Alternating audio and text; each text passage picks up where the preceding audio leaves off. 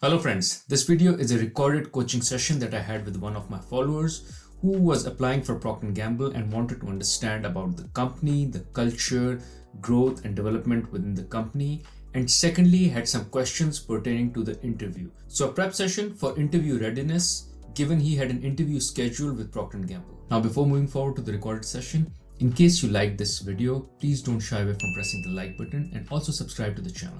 On this channel, I create content for young and mid-career professionals pertaining to career and personal finance. Now, without further delay, let's get into the session. Tell me what questions you have and happy to answer. And Okay, sure. So maybe my first question, I want to get to know more about P&G and your experience typically at P&G. Can you describe like your overall experience working at P&G, specifically in the finance department? Maybe you can mention some memorable projects or any challenge that you faced. Yeah, see, the good thing or the great thing about P&G is that the opportunity or that they will give you from the start or from day one would be massive. So your learning curve would be very steep. And the only reason is because P&G, when they hire you as managers, they give you all the responsibility in terms of problem solving, taking the decisions, and kind of being part of that decision making. So this is one, which is you get a lot of responsibility, which you won't get in other companies where you initially join. There is still some lack of trust. They want to develop the trust. They won't give you the kind of responsibility that you get at Procter& Gamble as you start. And you're kind of a fresh hire, right? You're just out of the university and they give you all those big, important roles and responsibilities. So much so that there would be moments or there are even roles where you get even people reporting from day one. That wasn't the case with me and may not be the case with every finance role, but that also happens. Secondly is P&G is a university in itself. Like it's like going to a college in itself, where you will get a chance to learn a lot. And what I mean is, for instance, there are two things, or let's say primarily one thing, which really drives this is the fact that P&G is a promote from within company. So once you get hired, it used to be a really strict promote from within company. It is not so much anymore. They still hire some outside talent, but still not to the extent which happens in other companies. So the benefit of that is you only get promoted as a manager if you have people under you who are ready to get promoted. So your manager spends, let's say if they spend 50% of the time developing themselves, they spend equally or rather more time in developing the people or their reports under them so that they are ready to take their position. Because I as a manager will only get promoted if there is someone under me who's ready to take over my place. So there is immense effort that your managers will put into training you and teaching you, so you get ready as soon as possible to take their place. So that's why there is a high incentive for people to train you, and that's what makes P&G a great place in terms of learning, coaching, and development, because you get that opportunity. Secondly, in P&G, you'll also get a chance to be present in, as I said, you're part of decision making. So you'll be present in, unlike other companies, let's say in other companies, you are the one who'll do the presentation, who'll do the work, and then you'll send it to your manager, and then they get to, let's say, present it in front of the management. Yeah. Now in P&G, even if there is no such case or no such instance where you are to present because you're just too junior and there is, let's say, a big vice president or a president who's coming to your market and there is a visit and a presentation is going on, they'll still make sure that you're part of that circle or part of those meetings in some form or the other. So you also get to learn just by sitting in silence in those meetings, in those forums, in those decisions, because you observe. I've rarely found such opportunity to come by in other companies I've worked, because in P&G, the idea is this is how everyone is trained, and they want you to train like this as well. So they want you to learn from what is going on. So they make sure you're present in those forums, in those decisions. So the learning curve, as I said, is extremely steep because of these things. So I didn't speak to finance as much as I spoke to, I think, P&G, but I think all of this applies to finance, or maybe even to an extra length to finance, because finance is a very strong function in P&G, so much so that the current CEO was the previous CFO of the company, which goes to say a lot about how important finance is as a function. And the caliber in finance is very high in P&G as well. So you'll be working with very good, strong people. Sure. I see. That's kind of so interesting. Lots of interesting facts that I just heard today. So P&G also give you the opportunity to learn a lot and take a lot of responsibility from day one. And the thing that actually really catch me is actually, if you want to be promoted, then you have to develop others first to be ready to take your place, so you can get another promotion after that. That's kind of new for me, especially in organizations. Okay, maybe I want to jump to the next question that I have. Maybe could you describe how would you describe the corporate culture and also the work environment at P&G, including the positive and negative aspect, and how it actually affected your work experience during your time in P&G? Yeah, so I think there's this, as I said, there is a strong learning culture. So learning is very important. Learning and development piece is very important. You'll find a lot of trainings, a lot of learning and development opportunities, which is just massive.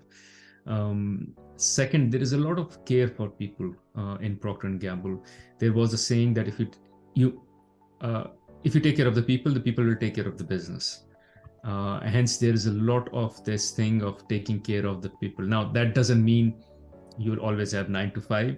You may have sometimes work-life balance may be off, but I can assure you that there will always be care for people. Like your manager will try to understand exactly what is going on in your life and how they can help you if there is any stress or anything. So with P&G, there were moments when my personal life and professional life was also blurred, which is a good thing and not a good thing. The good thing is I didn't have to really worry about work-life balance per se, because if there were things which were important to me, I would just take care of them. But then there were days when I would work more than 9 to 5. The bad thing is it becomes difficult for you to say when work stops and when life starts. And especially because if you're on a high growth path, then you need to put some extra hours, some extra effort. So that is one challenge. But I think you can do it in the initial years, and then once you've developed some equity in the company, you can play on that equity. And then by that time, you also become smart. You also realize what are the things you need to put effort into, energy into, and what are the things you need to let go and just not focus on. Apart from that, I think I already mentioned there is a lot of care for people. The culture is because you get hired as a fresh graduate, and usually most of the people are hired in an early stages of their lives, and they haven't worked before. So P&G kind of molds you in their way. So everyone in P&G is like very proctorized, so much so that when you leave P&G, you can leave P&G, but P&G doesn't leave you, because you become that person. Because this is how everyone is trained. This is how everyone, when they joined, they were really fresh, and they got molded into that way of thinking, that way of working. So you'll find a lot of friendship, a lot of bond and between the people. Even now, when I talk to people who are in P&G or who are in P&G, it is very easy to connect with them because they speak the same language, we think the same way and all. So I really enjoyed it. As I said, it's like you going back to college. You really feel that because you'll get that feeling of you have like it's an identity. Let's put it this way. Okay, cool. Okay, then it's kind of interesting. Yeah. Then I will continue to the next question. Maybe Sure. the last one for about the introduction to the PNG, as I also want to know about it. Maybe could you, as you mentioned before that, about how the career progress in at PNG, like you have to support another your subordinates to amenable to be ready to take your place. But could you specify how did PNG support your professional growth and development, and actually about the career progression? So more detail. yeah, see 80% of the training, or maybe more, happens on the job. Most of your training and development will happen on the job at workplace. So that is where your manager is involved. They're putting the effort with you. It's also very important to get a good manager, right? Most of the managers in PNG are good, but there could be instances where you don't get the best of the managers. But if you get a great manager, which was the case for me, suddenly, as I said, the learning curve jumps, because there's a lot of training and development that they will personally do by hand holding. So much so, how to write, how to present, how to talk in a meeting, what not to talk, what to focus on, what not to focus on. Now, these are the things which you would join any other company, they would expect you to learn by chance or know already. But in PNG, they do that hand holding and teach you and train you on that. Apart from that, the good thing is in PNG, you're changing assignments every 2 years. So the good thing is, you don't get bored because there is a new challenge every time. And second, there's a lot of learning that happens, because you learn something, in a year, you take 1 year to learn, you take next year to give back to the company, then you change assignments, then you learn again, give back to the company, change again assignments. And in this process, you're also going up as well as you're going sideways. So there's a lot of learning just by being at the job, and hence that helps you develop and that helps you grow as well. Obviously, there is a proper system, a feedback, a rating system that you have, on a performance management system that you have on a yearly basis. Your performance is rated, your potential is rated, and basis that they decide which is your next assignment and how soon do you move up. And also, there comes a time when they highlight you as a growth, as a special talent, and then there is extra investment that goes on in you in order for you to promote you faster and higher and all. And the good thing is, you know all this, and all this will be visible to you. So if it comes to a point where you know that your growth has stalled in PNG, maybe time to move. But you will know that. It's not like you will not know it and you're just there in the company and hoping that you will get promoted one day. So that's how it used to be, and that's what I've always admired about the company. Okay. So yeah, I hear it. So we will have, like, in PNG, people will could move out as well as moving to another area of the expert and of the company within 2 years. So they not only can be promoted, but also try to learn in another department. Is that correct? Yes. I would say 2 to 3 years, but yeah, that's exactly correct. But that doesn't mean that you will change functions and go into marketing or sales. That's slightly tough. But within finance, so financial analysis, corporate accounting, sales finance, logistics finance, tax, or internal audit, all of, like, there are multiple sub departments within finance, and they'll keep rotating you so that you learn everything that goes around. I see. Okay, cool. Okay, maybe I want to ask actually the main question that I ask you on the LinkedIn is actually what kind of how does PNG evaluate the candidates for the finance role, and what kind of qualification and skills that they are looking for in the finance candidate? Frankly, I think they're looking for the right personality fit for the organization as against hard skills. I know people who've not studied finance in their college and they were in finance in PNG, because PNG believes in teaching you themselves. They want to hire the right candidate who has the potential and the strive to learn and develop, and then they will develop you. So, and there used to be a saying when we would hire in P&G, you would say, so it's difficult to teach someone the right attitude, but it's easy to teach you NPV and debit credit and accounting. I can teach you all that, but what I can't teach you is to be passionate.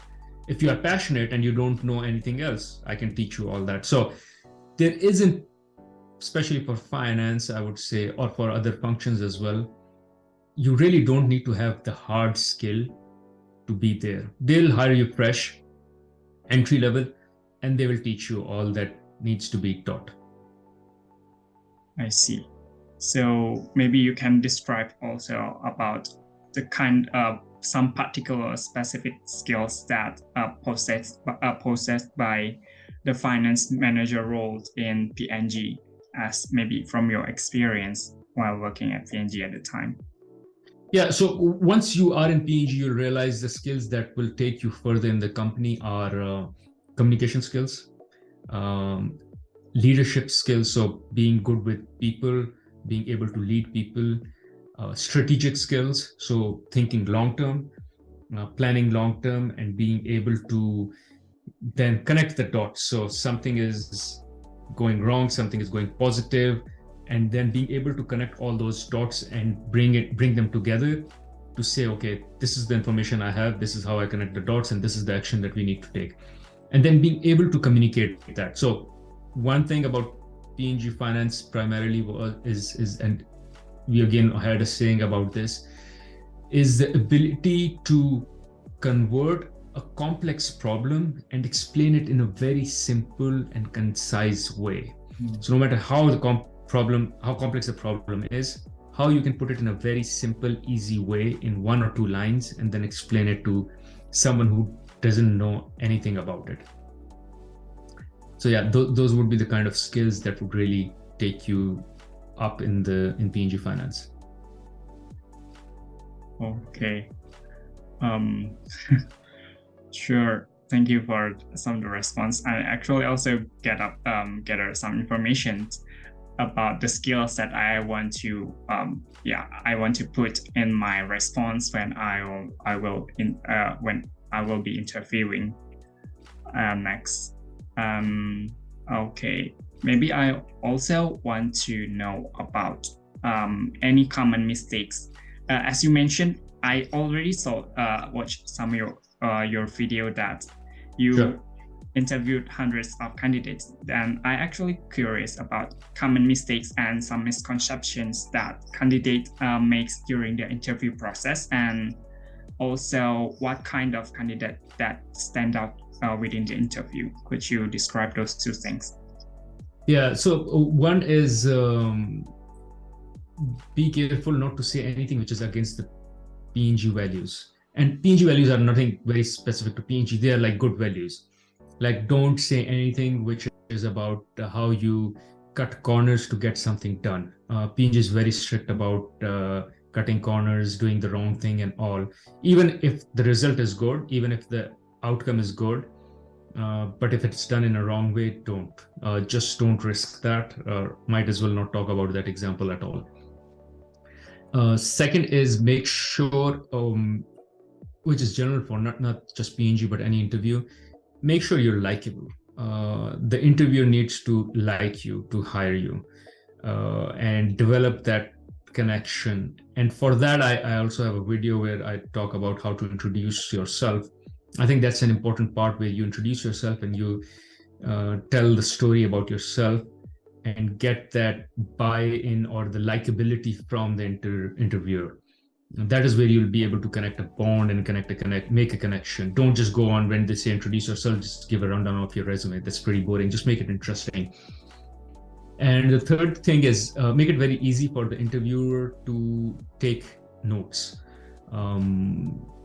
Just talk in bullets. Make it make the context very easy and simple, because they don't know what you're talking about because they were not there. So you really have to explain the context and make sure they understand the context. You can even check with them, like, do you understand? Does it make sense? Once they understand the context, then the actions are very easy, because then you can just talk about the actions, and they're simple to understand because now they know what the problem is that you're trying to solve. So make sure they understand the context. make sure the actions are very in bullet format, like you think in bullet format. Number one, I did this. Number two, I did this. Number three, I did this, because they're taking notes. And the more you make it easy for them to take notes, the better.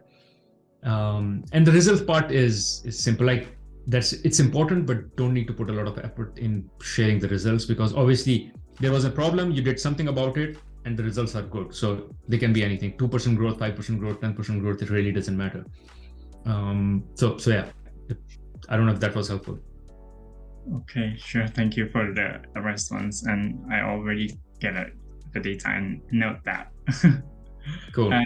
Also, actually, I watched your video about the weaknesses that is actually harmless when you tell the interview, and Yeah. I also reflected in myself. I have to do some self-reflection as well. I actually connect on one point that you mentioned, like as an introvert individual, that I actually find it challenging to when come up to brainstorming session on the spot, and last idea than if I was given some time to prepare. Is that kind of still good and applicable for the finance role that I'm going to apply? Oh yeah. That's my go-to, by the way. I use that. That's really, when I give interviews, this is the one I use, which is the introvert one. And I think it's good, and especially if it matches your personality, I would just go for it. It's a good one to call out. So yeah, it would work for P&G Finance. It would work for finance.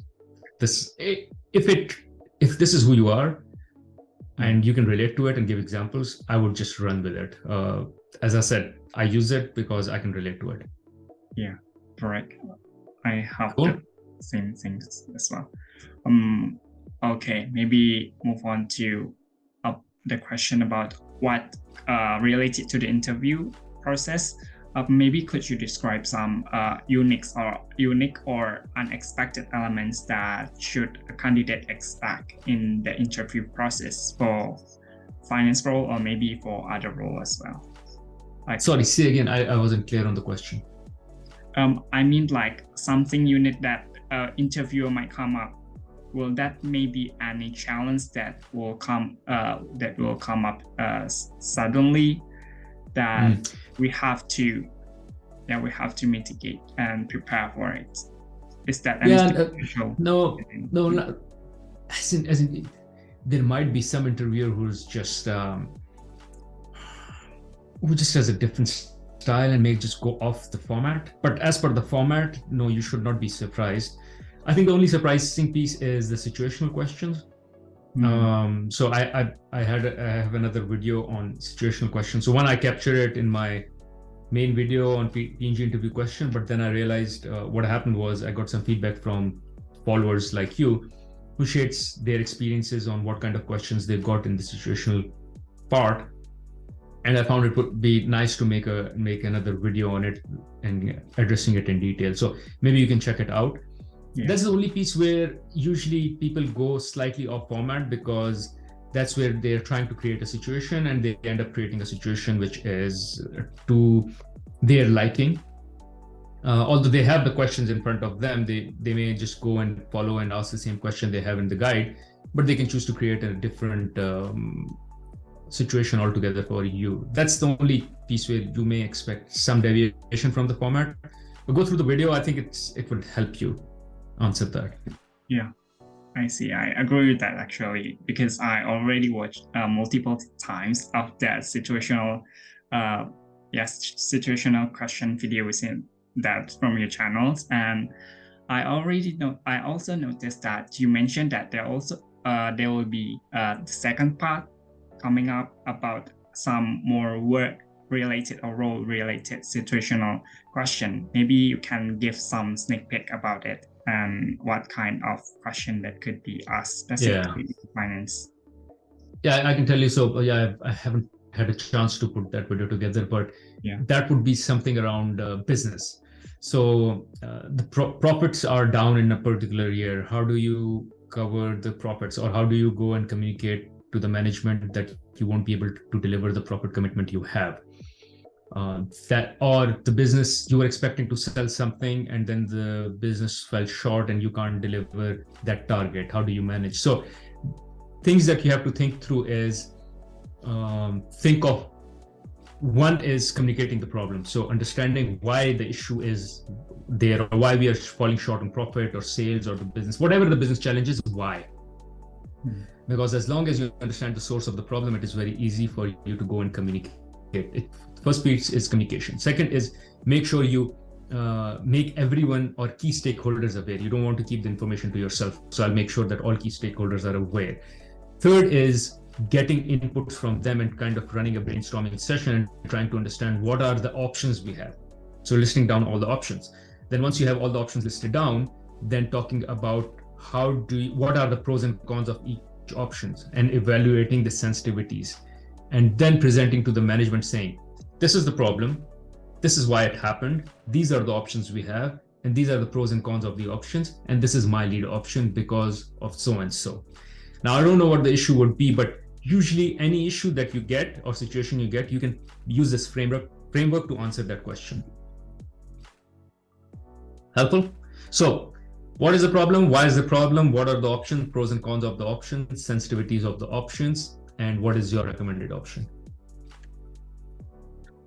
Okay, great. And the idea is to get the input from the stakeholders, like communicate to the stakeholders, get the inputs from stakeholders versus you just coming up with an idea in your own mind. You've made sure that every input is collected, everyone is aligned, and then you go and present the idea to make the decision or influence the decision that you want to influence. Yeah.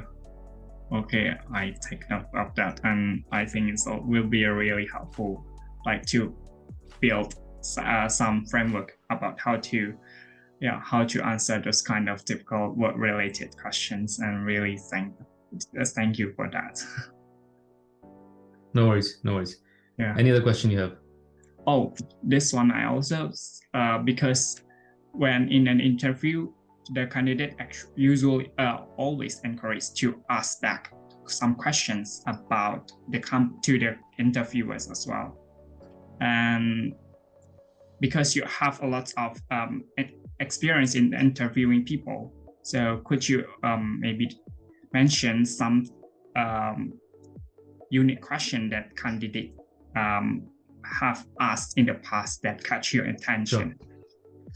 Yeah, as in, I have a video on this as well. I don't know if you had a chance to see it, which is, I've created a video, but I have not published it. So I will publish the video. I'll put the link. I suggest it's best you check that video out. That would be the most helpful. But key idea is talk about growth, talk about what are the growth opportunities, talk about training and development, talk about learning, because this all goes to show that you are not just getting yourself hired for this particular role. You're looking 5 years ahead. How do you grow in the company? How do you learn and develop? And also that will all go to show your passion. So this is in one single way I can tell you how to approach it. I think I've already published the video. It will take another 2 days. Like I should schedule it 2 days after. So probably it will be published on 20th. And I have like exact questions you can ask where you can talk, how do you talk about the growth and opportunities and learning. And so that would be helpful. So wait for that to come out. Yes, I will definitely check it out. Cool. Thank you for that. Cool. Okay. What else? Yeah. Actually, I already asked all of my questions that I have in mind, and I really thank you for your time to come up and have this meeting with me and answer all of my questions. And thank you. Thank you so much. No, this is great. This is my passion. I love doing this. I love coaching, teaching, mentoring. So thanks for giving me the opportunity. I would say let's stay in touch, and let me know if you have any questions. Just drop me a note on a question on the LinkedIn. I'm very responsive there. Yes. But other than that, if you need more time to prep, you have more questions, you want to connect again, we can always find time and connect again. So thank you for giving me this opportunity, and it was lovely chatting with you, man. Yeah, thank you so much. Thank you. Yeah. Thank you. Bye. Thank you for watching this video. Hopefully after watching this video, you would have some sense of what kind of culture you should expect at Procter & Gamble. And second, if you had similar interview question as this individual had, hopefully those questions were answered after this session. Thank you.